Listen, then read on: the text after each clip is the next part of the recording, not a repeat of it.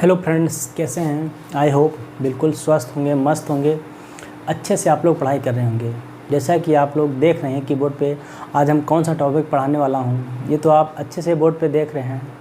इससे पहले अगर हमारी वीडियो पर आप नए हो तो वीडियो को लाइक कीजिए और वीडियो को सब्सक्राइब कीजिए, ताकि हमारी जो हर नई वीडियो है आप तक बहुत ही आसानी तक पहुँच सकें। बात समझ में आ रही?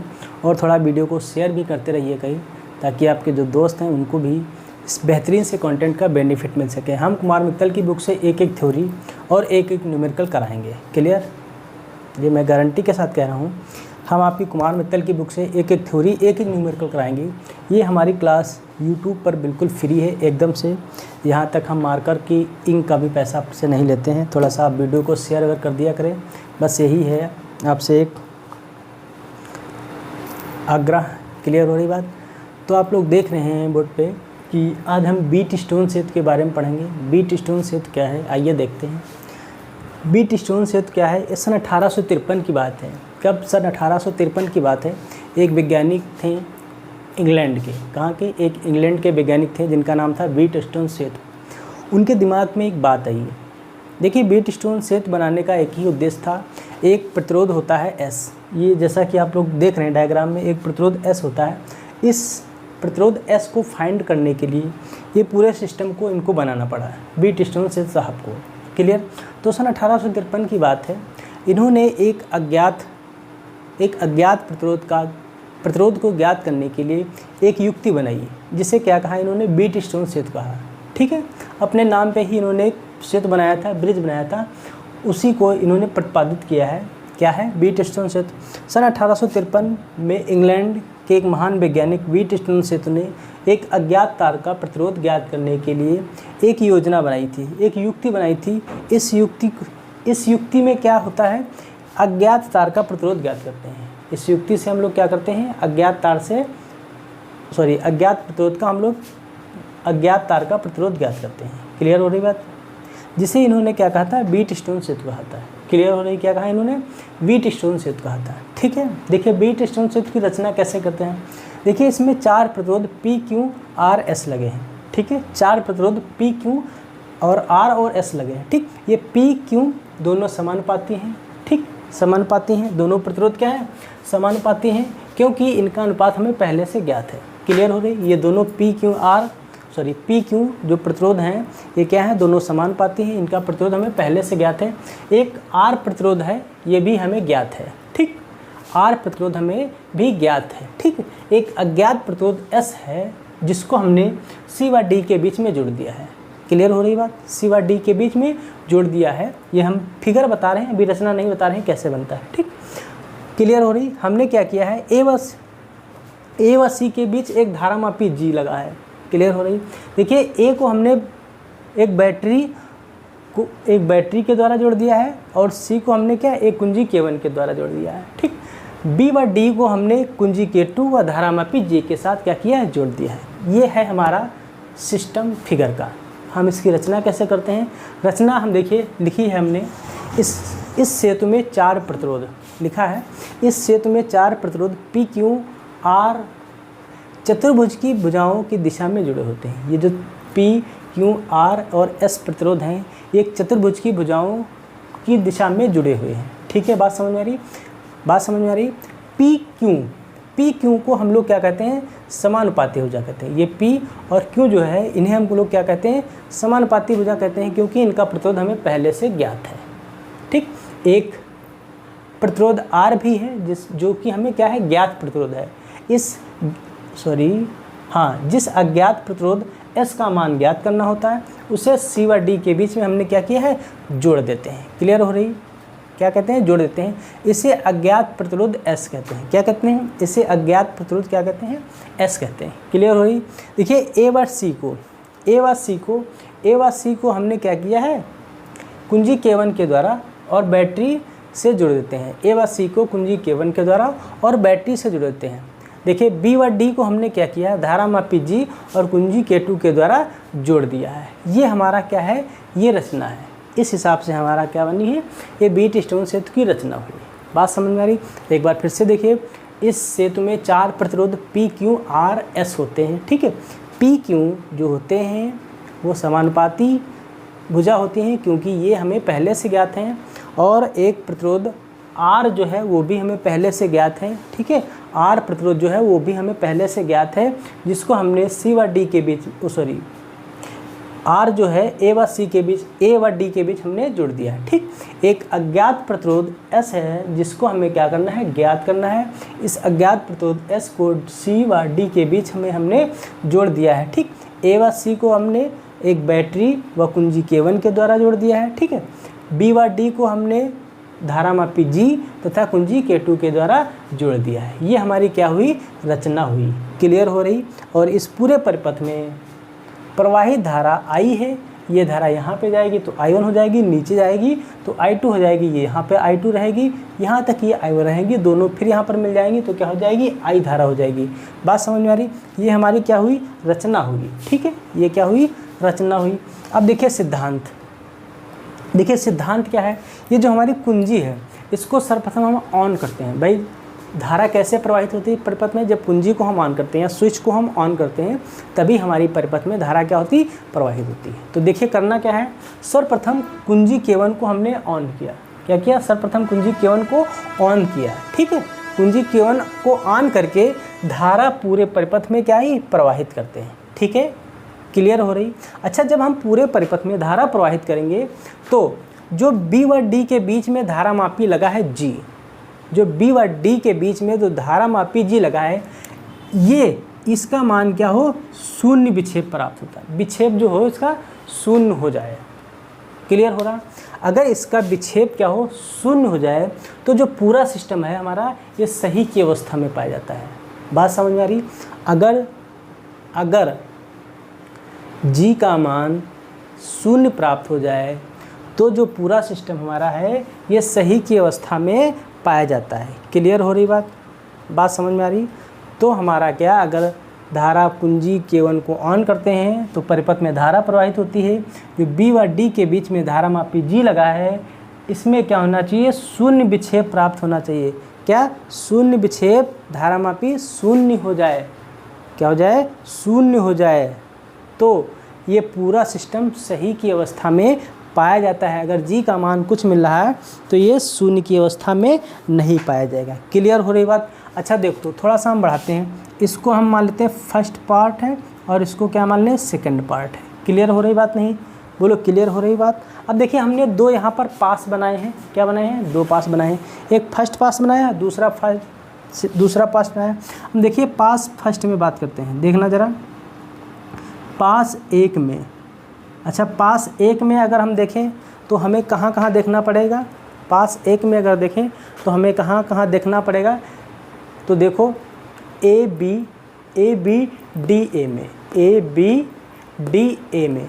क्लियर हो रहा है। देखो ए बी और डी ए में। बात समझ में आ रही। तो हम क्या लिखेंगे, ए बी डी ए में। ठीक। अच्छा देखिए यहाँ पे हम अगर किरचॉफ का नियम लगाएं और किरचॉफ का दूसरा नियम लिखें, क्या लिखेंगे, किरचॉफ के दूसरे नियम से। अच्छा, जो दूसरा नियम था वो कौन सा था, विभव का नियम था। क्या ना था, विभव के नियम थे। अच्छा देखिए ये धारा किधर जा रही है, इधर जा रही। ये धारा कहाँ जा रही है, इधर जा रही। तो धाराएं क्या हो गई, विपरीत दिशा में। अगर हम धारा I1 ले रहे हैं तो इसके साथ प्रतिरोध क्या है मेरे भाई, P। बात समझ में आ रही। अगर धारा I1 ले रहे हैं तो इसके साथ प्रतिरोध क्या है, P। ठीक। अगर धारा I2 ले रहे हैं तो इसके साथ प्रतिरोध क्या है, R। अगर धारा क्या ले रहे हैं, I2 ले रहे हैं तो इसके साथ प्रतिरोध क्या है, R। और इनका योग क्या होना चाहिए, शून्य होना चाहिए। क्या होना चाहिए, इनका योग शून्य होना चाहिए। बात समझ में आ रही, बोलो भाई। बात समझ में आ रही, बोलो भाई। हम इसको ये भी तो लिख सकते हैं, नहीं लिख सकते हैं। अच्छा देखो हम इसको लिख सकते हैं I1P equal to I2R equal to समीकरण क्या मान लें, फर्स्ट मान लें। कोई दिक्कत बताओ, यहाँ तक किसी को कोई दिक्कत। अब देखिए बंद पास हम देखते हैं हम बंद पास CB/BD में है ना, CB/BD में देखते हैं। अब किस में देखते हैं, बंद पास किस में, सेकंड में। या इसको क्या लिख सकते हैं, CB या CB DC में, DC में ऐसे लिखिए, CB DC में, है ना, CB DC में, DC में या CD में कुछ भी लिख सकते हो, ऐसे भी लिख सकते हो, CD में ऐसे भी लिख सकते हो, कोई दिक्कत नहीं। अच्छा देखिए यहाँ पर हम क्या देखते हैं, यहाँ पर हमारे पास धारा जो I1 है उसके साथ प्रतिरोध क्या है, Q1 है, ठीक।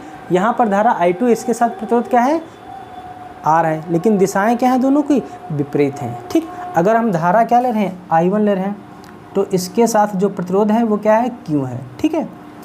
प्लस अगर धारा I2 ले रहे हैं तो इसके साथ प्रतिरोध क्या है, S है, ये बराबर क्या है, 0 है। बात समझ में आ रही है, क्लियर हो रही बात कि नहीं। अच्छा देखिए I1 क्यों लिख सकते हैं और हम क्या लिख सकते हैं, I2 S लिख सकते हैं। इसको समीकरण क्या मान लें, सेकंड मान लेते हैं। बोलो समझ में बात आ रही, बोलिए कोई दिक्कत, आराम से समझिए, जल्दबाजी नहीं है। देखिए Q1 के साथ प्रतिरोध क्या है, Q है, सॉरी I1 के साथ प्रतिरोध क्या है, Q है, और I2 के साथ प्रतिरोध क्या है, S है।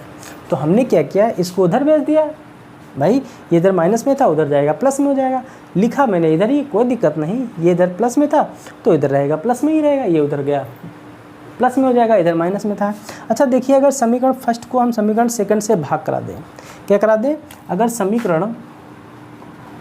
समीकरण फर्स्ट को समीकरण सेकंड से क्या करा दें, भाग दे दें, तो मिलेगा क्या, I1P अपान I1Q, ठीक है, is equal to I2 R upon I2S, ठीक। देखिए I2 से I2, I1 से I1, देखिए P upon Q is equal to R upon S। देखिए ये भैया जो है ये सिस्टम किस अवस्था में है, संतुलन की अवस्था में। ये क्या है, संतुलन की अवस्था में है, संतुलन की अवस्था में है। भाई जो हमारा ये सिस्टम है, ये जो पूरा सिस्टम है हमारा, ये हमारा किस अवस्था में है, संतुलन की अवस्था में है।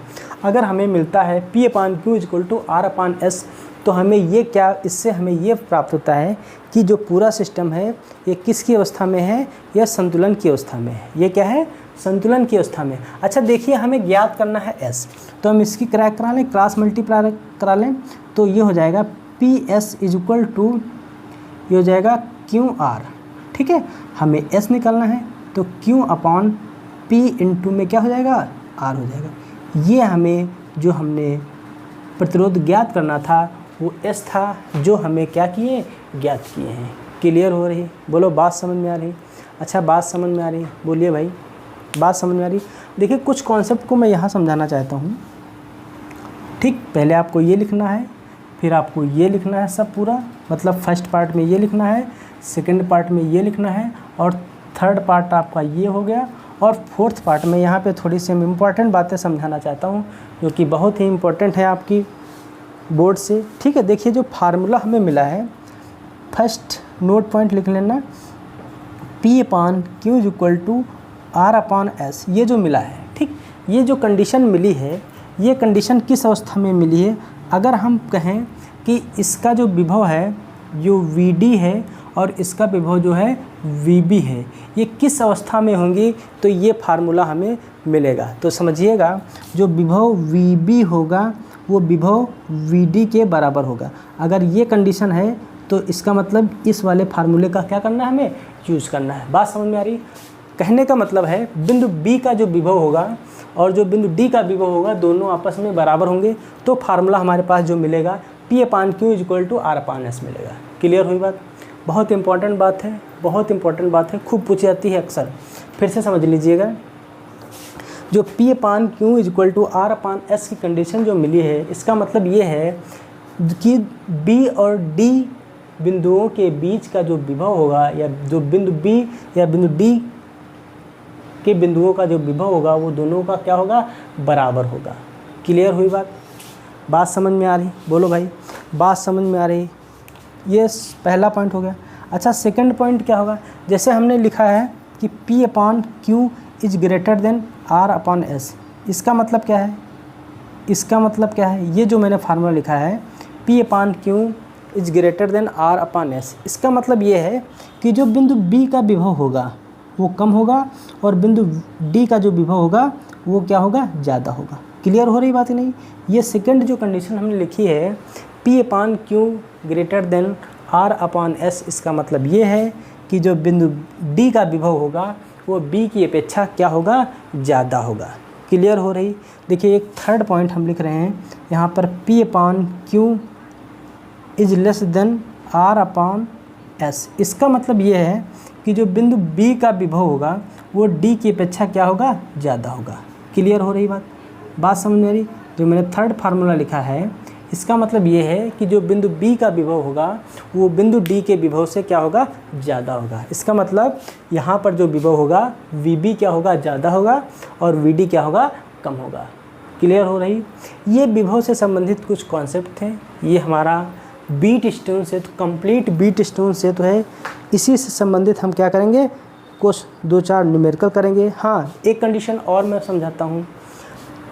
अगर धारा की बात करते हैं, धारा किधर प्रवाहित होगी ये भी बात समझो। देखिए अगर VB = VD है, क्या सॉरी यहाँ पे दोनों बराबर लिख दें। हमने लिखा है यहाँ पे देखो, हाँ हमने लिखा है VD मतलब बिंदु B का विभव और बिंदु D का विभव अगर बराबर है तो इस पूरे परिपथ में धारा प्रवाहित नहीं होगी। ये भी समझ लो, धारा प्रवाहित नहीं होगी। क्लियर हुई बात ही नहीं।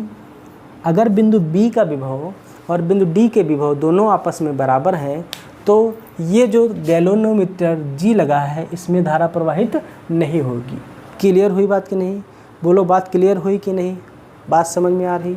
अच्छा, अगर बिंदु D का विभव ज़्यादा है, बिंदु D का विभव ज़्यादा है तो जो धारा होगी वो D से B की ओर होगी। इसमें जो धारा होगी वो D से किसकी ओर होगी, B की ओर होगी, B की ओर होगी।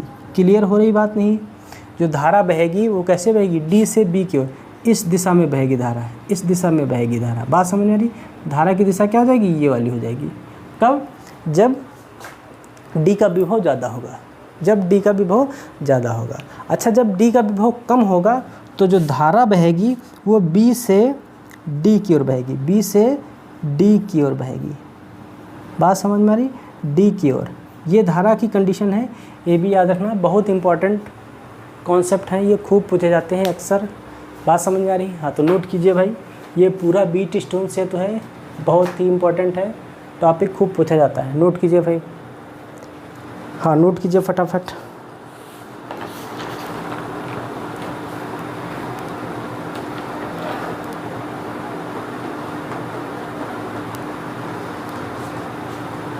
नोट कीजिए फटाफट, नोट कीजिए।